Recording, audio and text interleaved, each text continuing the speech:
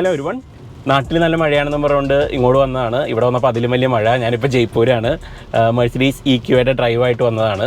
കഴിഞ്ഞ 2 ദിവസമായിട്ട് ഇവിടെ നിർത്താണ്ട് മഴ പെയ്യുന്നുണ്ട്. അപ്പോൾ കുറേ നേരം വെയിറ്റ് ചെയ്തു, പക്ഷേ എന്നിട്ട് മഴ കുറയുന്ന ലക്ഷണമൊന്നുമില്ല. അപ്പോൾ അതുകൊണ്ട് ഉള്ളത് വെച്ച് ഷൂട്ട് ചെയ്യാമെന്ന് വിചാരിച്ചു. ഇതാണ് പുതിയ EQA GLAയുടെ ഇലക്ട്രിക് വേർഷനാണ്. നമുക്ക് മെഴ്സിഡീസ് ബെൻസ് റേഞ്ച് നോക്കുകയാണെങ്കിൽ നമുക്ക് 2 തരം വണ്ടികളുണ്ട്. അതായത് ഫുള്ളി ഡെഡിക്കേറ്റഡ് ഇലക്ട്രിക് വണ്ടികളുണ്ട്. ഇപ്പോൾ EQS അല്ലെങ്കിൽ EQE SUV അങ്ങനത്തെ വണ്ടികളൊക്കെ ഡെഡിക്കേറ്റഡ് പ്ലാറ്റ്ഫോമിലാണ് ഉണ്ടാക്കിയത്. വേറെ നമ്മൾ കണ്ട EQB അത് GLBയുടെ പ്ലാറ്റ്ഫോമാണ്. അതുപോലെ തന്നെ നമ്മളിപ്പോൾ ഈ വണ്ടി ഇത് GLAന് ബേസ്ഡ് ആണ്. അപ്പോൾ ഇത് സീരീസ് പ്രൊഡക്ഷനിലുള്ളൊരു വണ്ടി അവരെടുത്ത് ഇലക്ട്രിക് ആക്കി അഡാപ്റ്റ് ചെയ്തതാണ്. അപ്പോൾ അതിൻ്റേതായ ഗുണങ്ങളും ദോഷങ്ങളും ഉണ്ട്.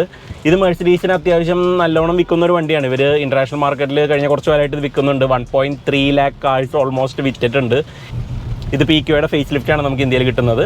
സ്റ്റൈലിംഗ് നമ്മൾ മെഴ്സിഡീസിൻ്റെ EQ റേഞ്ചിൽ കാണുന്ന പോലെ കുറച്ചൊന്ന് ഒരു ഓർഗാനിക് മെൽറ്റഡ് അതുപോലത്തെ ഒരു സ്റ്റൈലിംഗ് ആണ് കൊടുക്കുന്നത്. ഫ്രണ്ടിലൊരു വലിയൊരു ഗ്രില്ലുണ്ട്. അതിന് ഗ്രില്ലിൻ്റേതായ ഫംഗ്ഷനൊന്നുമില്ല, ഒരു സ്റ്റൈലിംഗ് എലമെൻ്റ് ആണ്. ഇത്രയും കാലം നമ്മൾ മെഴ്സിഡീസിൽ ബാക്കിൽ ഫേക്ക് എക്സ്പോസ്റ്റ് കൊടുത്തു എന്ന് പറഞ്ഞു.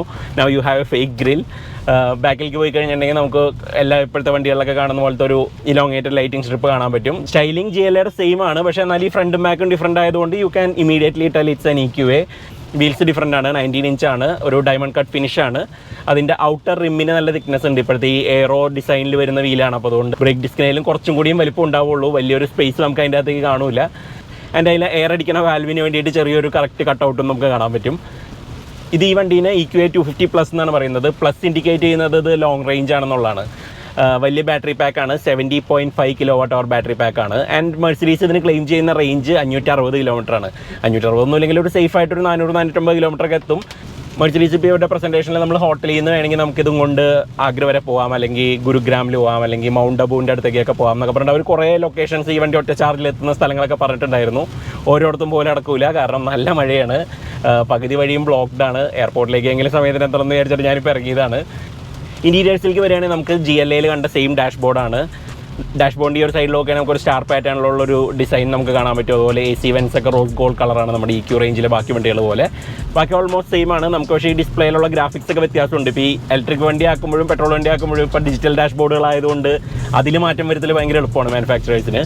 അതിന് മുകളിലൊരു ഹെഡ് അപ്പ് ഡിസ്പ്ലേ ഉണ്ട്, നല്ല ഗ്രാഫിക്സ് ആണ്, അത്യാവശ്യം സൈസൊക്കെ ഉണ്ട്. നമുക്കത് കുറച്ച് പല രീതികളിൽ കസ്റ്റമൈസ് ചെയ്യാൻ പറ്റും. സ്റ്റിയറിംഗ് ഇവരുടെ സ്പോർട്ടി സ്റ്റിയറിംഗ് വീലാണ്. ഇവിടെ ട്വിൻ സ്പോക്സ് വരുന്ന പോലത്തെ ആ ഒരു സ്റ്റിയറിംഗ് ആണ് നമുക്ക് കിട്ടിയേക്കുന്നത്. കുറേയധികം ഫംഗ്ഷൻസ് ഇതിലുണ്ട്. എല്ലാം ടച്ച് ഓപ്പറേറ്റഡ് ആണ്, which I am not a huge fan of. പക്ഷേ എന്നാലും that's the way things are done today. അപ്പോൾ അതുകൊണ്ട് ഒന്നും കംപ്ലയിൻറ്റ് പറഞ്ഞിട്ട് കാര്യമില്ല. നമുക്ക് ഈ ഡാഷ്ബോർഡിൻ്റെ ലോവർ ഹാഫിൽ സെൻട്രൽ കൺസോളിൽ കുറച്ച് സ്റ്റോറേജ് ഒക്കെ ഉണ്ട്. ഇവിടെ ഒരു സ്ലൈഡബിൾ ആയിട്ടുള്ളൊരു കവർ കൊടുത്തിട്ടുണ്ട്. അതിൻ്റെ ഇടയിൽ ചെറിയൊരു സ്റ്റോറേജ് ഉണ്ട്, 2 കപ്പ് ഹോൾഡേഴ്സ് ഉണ്ട്. ഇവിടെ ആംറസ്റ്റിൻ്റെ ഇടയിൽ ഒരുവിധം സ്പേസ് ഉണ്ട്. നല്ലൊരു ബർമിസ്റ്റർ ഓഡിയോ സിസ്റ്റം കിട്ടുന്നുണ്ട്. 12 സ്പീക്കേഴ്സ് ഉണ്ട്, 710 വാട്ട്സ് ആണ്. Sounds really good. ഈ സെഗ്മെൻറ്റിലുള്ള വണ്ടികൾ വെച്ച് നോക്കുമ്പോൾ നല്ല സൗണ്ട് ക്വാളിറ്റിയാണ്. ഡ്രൈവർ സീറ്റും പാസഞ്ചർ സീറ്റും പവർ അഡ്ജസ്റ്റബിൾ ആണ്. നമുക്കിതിന് 4-way ലംബാർ അഡ്ജസ്റ്റ്മെൻറ്റ് വരുന്നുണ്ട്. ഈ സീറ്റിൻ്റെ ഒരു പ്രത്യേകത എന്ന് പറഞ്ഞാൽ ഇതിൽ ഉപയോഗിക്കുന്ന ഫാബ്രിക് ഇവർ പെറ്റ് ബോട്ടിൽസ് ഇല്ലേ, നമ്മൾ വലിച്ചെറിഞ്ഞ് കളയുന്ന ബോട്ടിൽസ്, അതെല്ലാം എടുത്തിട്ടാണ് അവർ ഈ സീറ്റിൻ്റെ ഫാബ്രിക് ഉണ്ടാക്കിയേക്കണമെന്നാണ് പറയുന്നത്. അപ്പോൾ അതുകൊണ്ട് നമ്മൾ പ്ലാസ്റ്റിക് കുപ്പികളൊക്കെ വലിച്ചെറിയുമ്പോൾ ശ്രദ്ധിക്കുക. ഇതുപോലെ അത് കാറാക്കി മാറ്റിയിട്ട് മാനുഫാക്ചറേഴ്സ് നമുക്ക് തന്നെ നല്ല വിലയ്ക്ക് വിൽക്കും. ഒരു തരത്തിൽ ഈ മെറ്റീരിയൽ സീറ്റുമൊക്കെ യൂസ് ചെയ്യണമെന്ന് പറയുമ്പോൾ നമുക്ക് ഇത്തിരി ബുദ്ധിമുട്ടാണ്. കാരണം ഇതിപ്പോൾ ഡാഷ്ബോർഡിൻ്റെ അകത്തൊരു പ്ലാസ്റ്റിക് ഇതുപോലെ പഴയ സാധനങ്ങൾ വെച്ച് ഉണ്ടാക്കിയെന്ന് പറഞ്ഞാൽ നമുക്ക് വിഷമമൊന്നുമില്ല. അല്ലെങ്കിൽ എഞ്ചിൻ ബേയുടെ അകത്ത് കുറച്ച് സാധനങ്ങളാണെന്ന് പറഞ്ഞാൽ കുഴപ്പമില്ല. ഇത് ബോഡിയായിട്ട് കോൺടാക്ട് വരുന്ന ഒരു സാധനം റീസൈക്കിൾഡ് പ്ലാസ്റ്റിക്കാണ്. ഞാൻ ഇത്രയും കാശ് കൊടുത്ത് മേടിച്ചത് ഈ പഴയ കുപ്പിയും പാട്ടൊക്കെയാണോ എന്നുള്ളൊരു വിഷമം നമ്മുടെ മനസ്സിൽ കിടക്കും. പക്ഷേ ഇന്നിപ്പോൾ റീസൈക്ലിംഗ് വലിയൊരു സംഭവമായിട്ടാണ് എല്ലാവരും പറയുന്നത്. ആൻഡ് മെഴ്സിഡീസ് അവരുടെ റീസൈക്ലിംഗിൽ ഭയങ്കര പ്രൗഡാണ്. അപ്പോൾ അവർ പറയുന്നത് ഈ വണ്ടിയിൽ യൂസ് ചെയ്യുന്ന ഇപ്പോൾ ബാറ്ററിയാണ്. അപ്പോൾ അതുകൊണ്ട് ബാറ്ററികൾ റീസൈക്കിൾ ചെയ്യാൻ ഭയങ്കര പാടാണ്. പക്ഷേ അവർ പറയുന്നത് എന്നാലും നമുക്കൊരു 96% ആ ബാറ്ററിയിൽ നിന്ന് റീസൈക്കിൾ ചെയ്യാൻ പറ്റും. അതിലെ കമ്പോണൻസ് ഒക്കെ തിരിച്ചെടുക്കാൻ പറ്റും എന്നാണ്. തിരിച്ചെടുക്കാൻ പറ്റും, അതെന്ത് കോസ്റ്റ് വരും എന്നുള്ളതാണ് ഏറ്റവും വലിയ ക്വസ്റ്റ്യൻ. അതുകൊണ്ട് തന്നെ പല മാനുഫാക്ചറേഴ്സും ചെയ്യില്ല. അവർ വിചാരിക്കും ഒന്നുകിൽ റീക്ലെയിം ചെയ്ത മെറ്റീരിയൽസ് വെച്ച് ഉപയോഗിക്കണം, അല്ലെങ്കിൽ നമുക്ക് ബ്രാൻഡ് ന്യൂ മെറ്റീരിയൽ ഉപയോഗിക്കാം, വിച്ച് ഈസ് ചീപ്പർ. അത് അവർ അതേ ഉപയോഗിക്കുള്ളൂ എന്നുള്ളത് വേറെ കാര്യം. അപ്പോൾ ഇതിലെ ഡിസ്പ്ലേ അടിപൊളിയാണ്. ഈ ഓഗ്മെൻറ്റഡ് റിയാലിറ്റി ആയിട്ട് നമുക്ക് തിരിയേണ്ട ഭാഗങ്ങളിലൊക്കെ അവർ ഈ റോഡ് ലൈൻ ഒരു വിഷ്വലിൻ്റെ മുകളിൽ അവർ ആരോസ് ഇട്ട് കാണിക്കും. അപ്പോൾ അതുകൊണ്ട് നമുക്കത് വളരെ ആക്യുറേറ്റ് ആയിട്ട് എങ്ങടാ തിരിയേണ്ടതെന്നുള്ളതൊക്കെ കാണും. അപ്പോൾ അതുകൂടാണ്ട് റോഡിൻ്റെ പേര് എഴുതി കാണിക്കും അതിൽ നമ്മൾ ഏത് റോഡിലേക്കാണ് കയറണം എന്നുള്ളത്. That's really nice. Jaipur pink സിറ്റിയാണ്. പിങ്ക് സിറ്റി എന്ന് പേര് വന്നതിൻ്റെ കഥ നമ്മൾ മുന്നൊരു വീഡിയോയിൽ പറഞ്ഞിട്ടുണ്ട്. രാജാവ് ഒരു മദാമ നാട്ടിലേക്ക് വരുമ്പോൾ പുള്ളിക്കാരിനെ ഇമ്പ്രസ് ചെയ്യാൻ വേണ്ടി പെയിൻ്റ് അടിച്ചാണ് എല്ലാം പിങ്ക് ആയിട്ട്, അല്ലാണ്ട് വേറെ കഥയൊന്നുമില്ല. ഓവറോൾ ഇത് ഓടിക്കാനായിട്ട് GLA പോലെ തന്നെയാണ്. നമുക്ക് വളരെ ഫെമിലിയർ ആയിട്ടുള്ള സീറ്റിംഗ് പൊസിഷനും അതുപോലെ തന്നെ സെയിം വിസിബിലിറ്റിയും ഒരു കോമ്പാക്ട് ഡയമെൻഷൻസും ഒക്കെ നമുക്ക് കിട്ടുന്നുണ്ട്. ആൻഡ് എവറിഡേ യൂസ് ചെയ്യാൻ വളരെ നല്ലൊരു വണ്ടിയാണ്. ഇപ്പോൾ നമുക്ക് നല്ല റിഫൈൻമെൻറ്റും കിട്ടുന്നുണ്ട്. പെർഫോമൻസ് ആഡിക്വേറ്റ് ആണ്, പക്ഷേ എന്നാലും ഫ്രണ്ടിൽ ഗ്രിപ്പ് ഇല്ലാത്ത പോലെ നമുക്ക് ഫീൽ ചെയ്യുന്നുണ്ട്. എസ്പെഷ്യലി ഇപ്പോൾ റോഡൊക്കെ വെറ്റായതുകൊണ്ട് ചെറുതായിട്ട് ടയേഴ്സൊക്കെ ഒന്ന് സ്ക്രാബിൾ ചെയ്തിട്ടൊക്കെയാണ് പോകുന്നത്. ഇതിന് ഓൾ വീൽ ഡ്രൈവ് ഒന്നുമില്ല, ഫ്രണ്ടിൽ മാത്രം ഒറ്റ സിംഗിൾ മോട്ടറാണ്. ഒരു 187 bhp അടുത്ത് വരും. അതുപോലെ തന്നെ നമുക്കൊരു 385 Nm ടോർക്ക് ഉണ്ട്. പിക്സപ്പ് സ്പീഡ് റിയലി നൈസ്ലി. ഒരു പുഷൊക്കെ ഉണ്ട്. ആക്ച്വലി പുഷല്ല, ഫ്രണ്ടിൽ നിന്നാണ് പവർ വരുന്നത്. അപ്പോൾ അതുകൊണ്ട് മോറിലേക്ക് പുൾ. എല്ലാ തവണയും നമ്മൾ ആക്സിലേറ്റർ കൊടുത്തു കഴിഞ്ഞാൽ അപ്പോൾ തന്നെ ട്രാക്ഷൻ കൺട്രോൾ ഒന്ന് ആക്റ്റീവ് ആവുന്നുണ്ട്. റോഡ് നല്ല വെറ്റാണ്. ഫാസ്റ്റായിട്ട് ഓടിക്കുമ്പോൾ എൻ്റെ പൊന്നി പ്രിസേഫായി എന്നെ കാത്തോണേ.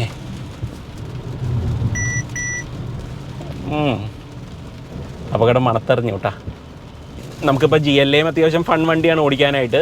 ഇതവിടെ നിന്ന് അഡീഷണൽ വെയിറ്റ് നമുക്ക് ഫീൽ ചെയ്യും, ബാറ്ററി പാക്ക് ഹെവി ആയതിൻ്റെ. പക്ഷേ എന്നാലും അത് ലോ ആയിട്ട് താഴെ മൗണ്ട് ചെയ്തേക്കുന്നതിൻ്റെ സെൻറ്റർ ഓഫ് ഗ്രാവിറ്റി താഴ്ന്നതും നമുക്ക് അപ്രീഷിയേറ്റ് ചെയ്യാൻ പറ്റും. ബ്രേക്സ് ഒക്കെ നല്ല സ്ട്രോങ് ആണ്. പക്ഷേ എന്നാലും റോഡ് ഫുൾ വെറ്റായതുകൊണ്ട് നമുക്ക് ആ ഒരു കറക്റ്റ് ബ്രേക്കിംഗ് ഡിസ്റ്റൻസ് ഒന്നും ജഡ്ജ് ചെയ്യാൻ പറ്റില്ല.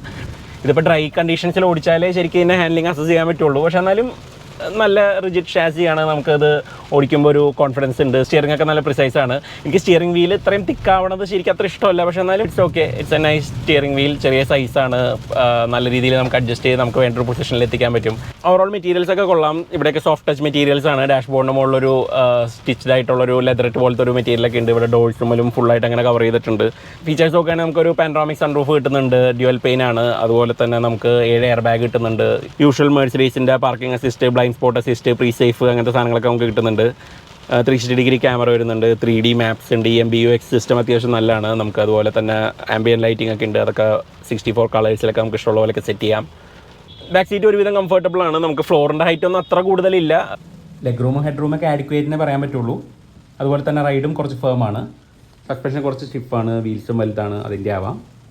എന്നാൽ it's a fun car to drive. ഇന്നിപ്പോൾ ഇത്രയും ഓടിച്ചടന്നിട്ടും ബാറ്ററി ഇപ്പോഴും 56% ഉണ്ട്, വിച്ച് ഈസ് റിയലി ഗുഡ്. അപ്പോൾ അതുകൊണ്ട് റേഞ്ച് വലിയ കുഴപ്പമില്ല. നമുക്കൊരു 450 കിലോമീറ്റർ മുകളിൽ ഈസി ആയിട്ട് കിട്ടുമെന്ന് തോന്നുന്നു. ഹോട്ടൽ ലളിത്, പേര് മാത്രമേ ഉള്ളൂ ലളിത് എന്നുള്ളത്, ബാക്കിയൊക്കെ ആർഭാടമാണ്. മെഴ്സിഡീസ് വണ്ടിയുടെ പ്രൈസ് പറഞ്ഞിട്ടില്ല. ഒരു 60-65 ലക്ഷത്തിനടുത്ത് ഉണ്ടാവും മിക്കവാറും വില. ലോഞ്ച് വരുന്നേ ഉള്ളൂ. പക്ഷേ അവർ അതിൻ്റെ ഒരു അഫോർഡബിലിറ്റിയുടെ ഒരു കാര്യം അവർ കൃത്യമായിട്ട് എടുത്ത് പറയുന്നുണ്ട്. നമുക്ക് ഈ വണ്ടി മേടിക്കാനായിട്ട് നമ്മളിതിൻ്റെ ഒരു 20% down payment, so it's around 14 lakhs. അവിടെ നിന്ന് നമ്മളൊരു 68,000 മന്ത്ലി EMI കൊടുക്കുകയാണെങ്കിൽ നമുക്ക് ഈ വണ്ടി സ്വന്തമാക്കാം. അതിന് റീസൺ അവർ പറയുന്നത് ഇതിന് നല്ല ബൈബാക്ക് അവർ ഓഫർ ചെയ്യുന്നുണ്ട്. 67% ഈ വണ്ടിയുടെ വാല്യൂൻ്റെ ലാസ്റ്റ് അവർ ബൈബാക്ക് പറയുന്നുണ്ട്. അതായത് ബൈബാക്ക് എന്ന് പറയുമ്പോൾ ആ വണ്ടി നമ്മൾ 4 കൊല്ലം ഉപയോഗിച്ച് കഴിഞ്ഞിട്ട് മെഴ്സിഡീസിന് തിരിച്ചുകൊണ്ട് കൊടുത്തു കഴിഞ്ഞാൽ അവർ അത് ഈ പറഞ്ഞ പ്രൈസിന് 67% വണ്ടിയുടെ ഒറിജിനൽ പ്രൈസിൻ്റെ തരും എന്നാണ് അവർ പറയുന്നത്. അപ്പോൾ അതായത് GLAയുടെ അത്രയും തന്നെ റീസെയിൽ വാല്യൂ അവർ പറയുന്നുണ്ട്. ദാറ്റ് വേ നമുക്ക് EMI കുറയ്ക്കാൻ പറ്റും. നമുക്കൊരു 68,000 രൂപ മന്ത്ലി EMIയിൽ നമുക്ക് ഈ വണ്ടി കൊണ്ടുനടക്കാം എന്നൊക്കെയാണ് മെഴ്സിഡീസ് ഇപ്പോൾ പറയുന്നത്. ഇതിന് കോമ്പറ്റീഷൻ എന്ന് പറയുന്നത് BMW iX1, അതുപോലെ തന്നെ വോൾവോ XC40 റീചാർജ് ഒക്കെയാണ്. അതിനൊക്കെ വെച്ച് നോക്കുമ്പോൾ സിമിലർ സൈസിലൊക്കെ ഉള്ളൊരു വണ്ടിയാണ്. നമുക്ക് വളരെ യൂസബിളായിട്ട് ഡെയിലി കൊണ്ടുനടക്കാവുന്ന ഒരു പ്രാക്ടിക്കൽ സൈസിലാണ്. ഓൾമോസ്റ്റ് ഇതൊരു കാശിയാറുടെ നെക്സോൺ EV എന്ന് വിളിക്കാവുന്ന പോലത്തെ ഒരു വണ്ടിയാണ്. പ്രൈസിങ് ഇപ്പോഴും മെഴ്സിഡീസ് അനൗൺസ് ചെയ്തിട്ടില്ല. 60 lakhs അടുത്ത് വരും എന്നാണ് ഞാൻ അസ്യൂം ചെയ്യുന്നത്. EQBക്ക് ഇപ്പോൾ ഏകദേശം ഒരു 80 lakhs അടുത്ത് വിലയുണ്ട്. അപ്പോൾ അതുകൊണ്ട് ദിസ് മൈറ്റ് ബി ഒരു 10-15 lakhs ചീപ്പർ എന്നുള്ള പോലെ ആയിരിക്കും ഇതിൻ്റെ ഒരു ഐഡിയൽ പൊസിഷനിങ്. പിന്നെ GLAനെ വെച്ച് നോക്കുമ്പോൾ ഇതിന് ടാക്സ് ബെനിഫിറ്റ്സ് കിട്ടുന്നുണ്ട്. 5% ടാക്സ് ബ്രാക്കറ്റിലാണ് ഇത് വരിക. വേറാസ് മറ്റേതിന് 20% ടാക്സ് വരും. അപ്പോൾ വലിയ ഡിഫറൻസ് ഉണ്ടാവില്ല ഒരു GLA ആയിട്ട് വെച്ച് നോക്കുമ്പോൾ. ഞാൻ ഒരുവിധം റണ്ണിംഗ് ഒക്കെ ഉള്ള ഒരാളാണെന്നുണ്ടെങ്കിൽ പറഞ്ഞ പോലെ റണ്ണിംഗ് കോസ്റ്റ് ഒക്കെ വെച്ച് നോക്കുമ്പോൾ 4 കൊല്ലത്തിനുള്ളിലൊക്കെ ഉപയോഗിച്ചാൽ ചിലപ്പോൾ ലാഭമായിരിക്കും. അപ്പോൾ ഇതൊക്കെയാണ് EQAയുടെ പ്രത്യേകതകൾ. നിങ്ങൾ EQA ആണോ അതോ GLA ആണോ പ്രിഫർ ചെയ്യുക എന്നുള്ളതൊക്കെ ഒന്ന് കമൻസിൽ അറിയിക്കുക. ഇന്നിപ്പോൾ ഈ മഴ വെച്ചിട്ട് ഇത്രയെങ്കിലും ഷൂട്ട് ചെയ്യാൻ പറ്റിയത് വലിയ ഭാഗ്യം എന്ന് വിചാരിക്കുന്നു. നമുക്ക് മറ്റൊരു വീഡിയോ ആയിട്ട് വേറൊരു ദിവസം കാണാം. Thanks for watching.